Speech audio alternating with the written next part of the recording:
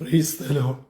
ജീവജലം എന്ന പ്രതിദിന വാഗ്ദത്ത വചനത്തിലേക്ക് ലോകമെമ്പാടുമുള്ള ദൈവമക്കൾക്ക് വേഗം വരുന്നവനായ യേശുക്രിസ്തുവിന്റെ അതിപരിശുദ്ധ നാമത്തിൽ സ്നേഹ വന്ദനം. ഇന്ന് 2025 മാർച്ച് മാസം 13-ാം തീയതി വ്യാഴാഴ്ച. സ്വർഗത്തിലെ ദൈവത്തിന്റെ ആർദ്ര കരുണയാൽ നാം ഏവരും ഒരു പുതുദിനത്തിലേക്ക് പ്രവേശിച്ചിരിക്കുന്നു.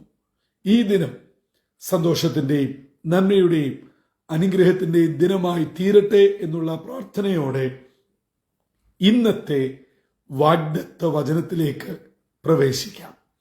ഇന്ന് ജീവജലത്തിൽ കൂടി പ്രോമിസ് വേഴ്സായി നമുക്ക് ലഭിച്ചിരിക്കുന്നത് എബ്രായർക്ക് എഴുതിയ ലേഖനം 12-ാം അധ്യായം 3-ാം വാക്യം. ഹീബ്രൂസ് ചാപ്റ്റർ 12 വേഴ്സ് 3 നാം ഇപ്രകാരം വായിക്കുന്നു: നിങ്ങളുടെ ഉള്ളിൽ ക്ഷീണിച്ച് മടുക്കാതിരിപ്പാൻ പാപികളാൽ തനിക്ക് നേരിട്ട ഇങ്ങനെയുള്ള വിരോധം സഹിച്ചവനെ ധ്യാനിച്ചുകൊള്ളുവീൻ. എബ്രായ ലേഖന കർത്താവ് ആര് എന്നുള്ളത് ക്രൈസ്തവ ലോകത്ത് ഇന്നും ചർച്ചകൾ സജീവമായി നടക്കുന്നു. അത് പൗലോസ് ആയിക്കൊള്ളട്ടെ, മറ്റാരുമായിക്കൊള്ളട്ടെ, എബ്രായ ലേഖനത്തിന്റെ ഇതിവൃത്തം വളരെ ശക്തമാണ്. യേശുവിനെ എല്ലാ തലങ്ങളിലും നിലകളിലും വ്യക്തമാക്കുന്നു.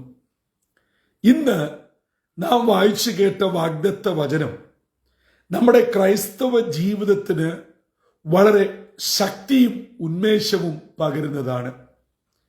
കാരണം നമ്മുടെ ജീവിതത്തിൽ വിവിധങ്ങളായിട്ടുള്ള പ്രതിസന്ധികൾ കടന്നു വരും. അവിടെയൊക്കെ നാം ധൈര്യം നഷ്ടപ്പെട്ട്, സന്തോഷം നഷ്ടപ്പെട്ട്, നിരാശയോടെ, ആകമാനം മ്ലാനവദനരായി, വളരെ പ്രയാസത്തോടെ പിൻവാങ്ങിപ്പോകും. അങ്ങനെ പലവിധ പ്രതികൂലങ്ങൾ നേരിടുമ്പോൾ അവയെ അതിജീവിക്കുവാൻ കഴിയാതെ വിഷമത്തിലും ഭാരത്തിലുമായി നിരാശയിലേക്ക് ആണ്ടു പോകുന്നവർക്കുള്ള ഒരു സൗമ്യമായ ഉപദേശം. ആ ഉപദേശം മറ്റൊന്നുമല്ല, നിങ്ങൾക്ക് നേരിടുന്ന പ്രതികൂലങ്ങളിൽ, പ്രതിസന്ധികളിൽ നിങ്ങളുടെ ധൈര്യം ചോർന്നു പോകാതെ, നിങ്ങളുടെ സന്തോഷം നഷ്ടപ്പെടാതെ നിങ്ങളതിനെ അതിജീവിക്കണമെങ്കിൽ പാപികളാൽ ഇങ്ങനെ പല പ്രശ്നങ്ങൾ നേരിട്ട് അതിനെ അതിജീവിച്ച വ്യക്തിയെ നാം ധ്യാനിക്കണം. അതെന്താണ്, ആരെക്കുറിച്ചാണ്, ഏത് വിധത്തിലായിരുന്നു എന്ന് ഇതേ അധ്യായം 12-ാം അധ്യായം 1-2 വാക്യങ്ങളിൽ വ്യക്തമാക്കുന്നു. പ്രത്യേകിച്ച് 2-ാം വാക്യത്തിൽ പറയുകയാണ്, മുൻപിൽ വെച്ചിരുന്ന സന്തോഷമോർത്ത് അപമാനം അലക്ഷ്യമാക്കി ക്രൂശിനെ സഹിച്ച് ദൈവസിംഹാസനത്തിന്റെ വലത്തുഭാഗത്തിരിക്കുന്ന യേശുവിനെയാണ് ധ്യാനിക്കേണ്ടത്. അതെ, യേശുവിന്റെ ക്രൂശീകരണ സമയം, ക്രൂസ് ശാപവിഷയമാണ്. ആ അപമാനം, ശാപവിഷയം താൻ ഓർക്കാതെ ദൈവസിംഹാസനത്തിന്റെ വലത്തുഭാഗത്ത് ദൈവപുത്രൻ ഇരിക്കും എന്നുള്ള വലിയ സന്തോഷം മുൻപിൽ കണ്ടുകൊണ്ട് ഈ അപമാനം അലക്ഷ്യമാക്കി കളഞ്ഞു. അതിന് വില കൊടുത്തില്ല, അതിനല്ല പ്രാധാന്യം കൊടുത്തത്. പ്രാധാന്യം കൊടുത്തത് തനിക്ക് വരാൻ പോകുന്ന സന്തോഷവും നന്മയുമാണ്. പ്രിയ ദൈവമക്കളെ, ഇന്ന് പലപ്പോഴും നമ്മുടെ നിത്യജീവനും ആത്മീയ ജീവനും കൂട്ടായ്മ ജീവനും അതുപോലെ തന്നെ കൃപാവരങ്ങളും ഒക്കെ നഷ്ടപ്പെടുന്നത് നാം ഇന്നിൽ വല്ലാതെ ആശ്രയിക്കുന്നവരാ. അവർ കണ്ടാൽ, അവർ കേട്ടാൽ, ഞാൻ പാടുന്നത് കേട്ടാൽ, സ്തോത്രം പറയുന്നത് കേട്ടാൽ, ഞാൻ ആരാധനയ്ക്ക് പോകുന്നത് കണ്ടാൽ, ഞാൻ ബൈബിള് പിടിക്കുന്നത് കണ്ടാൽ നമുക്കെന്തോ വലിയ നാണക്കേടാണ്. പക്ഷേ ദൈവത്തിൽ നിന്ന് എല്ലാ അനുഗ്രഹങ്ങളും നന്മകളും ലഭിക്കുകയും വേണം. കർത്താവ് നമുക്ക് പല കാര്യങ്ങളിൽ അത്ഭുതകരമായ വിടുതൽ നൽകി. രോഗസൗഖ്യം, ജോലി, കുഞ്ഞുങ്ങളുടെ വിദ്യാഭ്യാസം, അതായത് അഡ്മിഷൻ, എക്സാമിനേഷനിൽ ഉന്നതമായ വിജയം, വിദേശത്ത് പോകാനുള്ള സാഹചര്യങ്ങൾ, അങ്ങനെ നീണ്ടുപോകുന്നു. ദൈവം നൽകിയ ഈ ലോകത്തിന്റെ നിരവധി അനവധി നന്മകൾ, ഇവയൊക്കെ നമ്മൾ സ്വീകരിച്ച് അനുഭവിച്ചിട്ട് ഒരു വാക്കിൽ ദൈവത്തെ സാക്ഷീകരിക്കാൻ പറഞ്ഞാൽ നമുക്ക് പിന്നെ ശബ്ദമില്ല, നമുക്ക് പിന്നെ മിണ്ടാട്ടമില്ല. പ്രിയമുള്ളവരെ, നമ്മുടെ സാക്ഷ്യം മറ്റുള്ളവർ അറിയണം. യേശുവിനെ മറ്റുള്ളവർ അറിയണം. എന്റെ വേദനയിൽ, എന്റെ ഭാരത്തിൽ എന്നെ കരുതിയ, കരം പിടിച്ച, നടത്തിയ ഒരു ദൈവമുണ്ട് എന്ന് മറ്റുള്ളവർ അറിയണം. അതെ, നാം പലതിലും ഇന്ന് പിന്നോട്ട് നിൽക്കുകയാണ്. പാടില്ല. പ്രാർത്ഥനയോടെ മുന്നേറാം.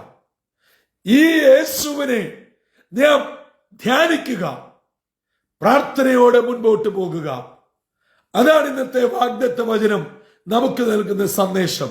അതുകൊണ്ട് ഇന്ന് ഈ വാഗ്ദത്ത വചനം കേട്ടുകൊണ്ടിരിക്കുന്നവരിൽ ആരെങ്കിലും ജീവിതത്തിൽ ജോലിയുടേതോ, ആരോഗ്യത്തിൻ്റെതോ, കുഞ്ഞുങ്ങളുടേതോ, കുടുംബത്തിൻ്റെതോ, പണത്തിൻ്റെതോ, എന്തിൻ്റെ ആയിക്കൊള്ളട്ടെ, പ്രയാസങ്ങൾ കടന്നു പോകുന്നു. അതും മാത്രമല്ല, നിങ്ങളെ വല്ലാതെ ചിലർ അലട്ടുന്നു, നിങ്ങളെ പിന്തുടർന്ന് ബുദ്ധിമുട്ടിക്കുന്നു, നിങ്ങളെ പ്രതിരോധത്തിലും സമ്മർദ്ദത്തിലുമാക്കുന്നു, നിങ്ങളെ പലവിധത്തിൽ അപമാനിക്കുന്നു.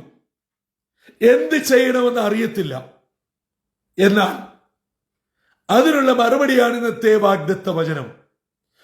സകല അപമാനങ്ങളും അതിനകത്ത് കൂടെ ഉണ്ടാകുന്ന സകല ദോഷങ്ങളും കാറ്റിൽ പറത്തിക്കൊണ്ട് തനിക്ക് മുമ്പിൽ സ്വർഗം ഒരുക്കിയ നിത്യ സന്തോഷം ലാക്കാക്കി യേശു നിശ്ചയമായും അത് ഏറ്റെടുത്തു.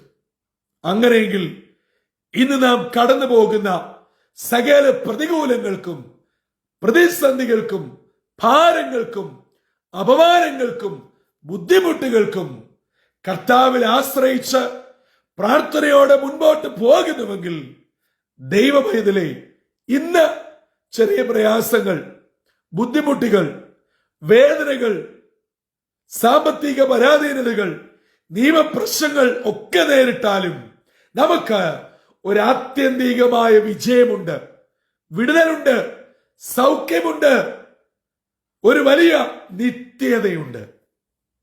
അതിന് ഈ യേശുവിനെ ഉള്ളിൽ ധ്യാനിക്കുക. കാരണം നമ്മെക്കാട്ടിലും ഭീകരമായ അവസ്ഥയിൽ കൂടെ കടന്നുപോയ യേശു നമുക്ക് നല്ലൊരു മാതൃക വെച്ചേച്ചു പോയിരിക്കുന്നു. ആ മാതൃക പിൻപറ്റുവാൻ ഇന്ന് പകൽ പരിശുദ്ധാത്മാവ് നമ്മെ ആഹ്വാനം ചെയ്യുന്നു. ആകയാൽ വേദനയുടെയും കണ്ണുനീരിന്റെയും വിഷമത്തിന്റെയും മധ്യേ ആയിരിക്കുന്ന ദൈവമക്കളെ, തളരാതെ, പതരാതെ, സംശയിക്കാതെ, പിന്മാറ്റത്തിലേക്ക് പോകാതെ പ്രാർത്ഥനയോടെ മുന്നേറുക. നമുക്ക് മുമ്പിൽ വെച്ചിരിക്കുന്ന ഓട്ടം സ്ഥിരതയോടെ ഓടുക. അതെ, ആ കർത്താവിൽ പരിപൂർണമായി ആശ്രയിച്ച് ഇന്നത്തെ ദിനത്തിലേക്ക് ഇറങ്ങിത്തിരിക്കാം. നിങ്ങളുടെ യാത്രകളെ, നിങ്ങളുടെ ആവശ്യങ്ങളെ, ഇന്ന് നിങ്ങൾ നേരിടേണ്ടി വരുന്ന വിവിധങ്ങളായിട്ടുള്ള കാര്യങ്ങളിൽ ദൈവകൃപ വ്യാപരിക്കട്ടെ. നിങ്ങൾ അറിയാത്ത വഴിയിൽ കൂടെ തമ്പുരാൻ പുതുവഴി തുറക്കട്ടെ.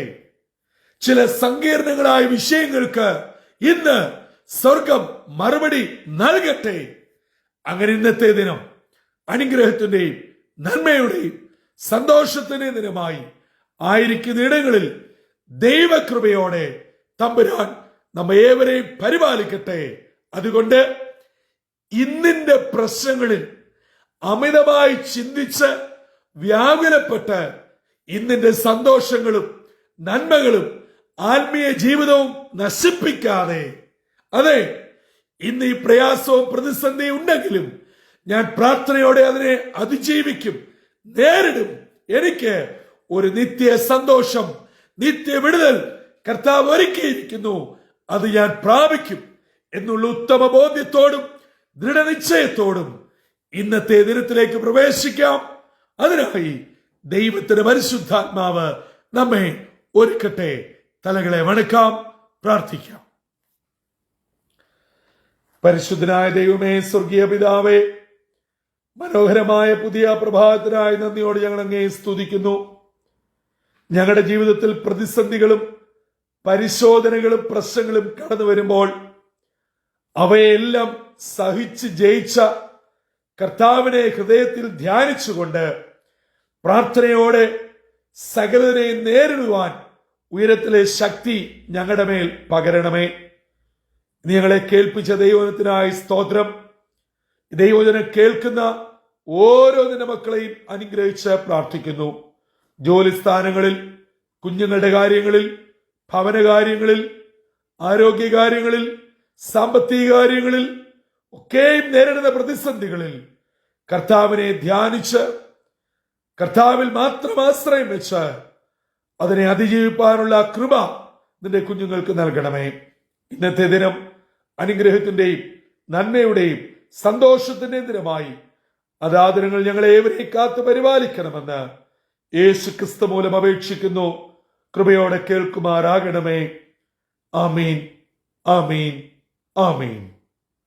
പ്രിയ സഹോദരി സഹോദരങ്ങളെ, ജീവിതത്തിൽ പ്രതീക്ഷിക്കുന്നതിനെക്കാട്ടിൽ ഉപരിയായി അപ്രതീക്ഷിതമായ പ്രശ്നങ്ങൾ വരുമ്പോഴാണ് നാം തളരുന്നതും പതറുന്നതും. എന്നാൽ എന്ത് സംഭവിച്ചാലും കർത്താവിനെ ധ്യാനിച്ചുകൊണ്ട് കർത്താവിൽ സമർപ്പിച്ചുകൊണ്ട് പ്രാർത്ഥനയോടെ നേരിടുവാൻ ഉയരത്തിലെ ശക്തി നമ്മിൽ വ്യാപരിക്കട്ടെ. അങ്ങനെ ഇന്നിന്റെ പ്രതികൂലങ്ങളെ ദൈവത്തിൽ ആശ്രയിച്ച് പ്രാർത്ഥനയോടെ സധൈര്യം നേരിട്ട് അതിന്മേൽ പരിപൂർണ വിടുതൽ പ്രാപിച്ച് കർത്താവിൽ സന്തോഷത്തോടെ ജീവിപ്പാൻ സ്വർഗത്തിലെ ദൈവം നമ്മെ ഏവരെയും ഇടയാക്കട്ടെ. അതിന് ഇന്നത്തെ വാഗ്ദത്ത വചനം നമ്മെ ഒരുക്കുകയും ചെയ്യട്ടെ. കർത്താവിന്റെ അനുഗ്രഹിക്കപ്പെട്ട മുന്തിരിത്തോട്ടത്തിൽ നിന്നും brother Santhosh Kodukulanji. God blesses all.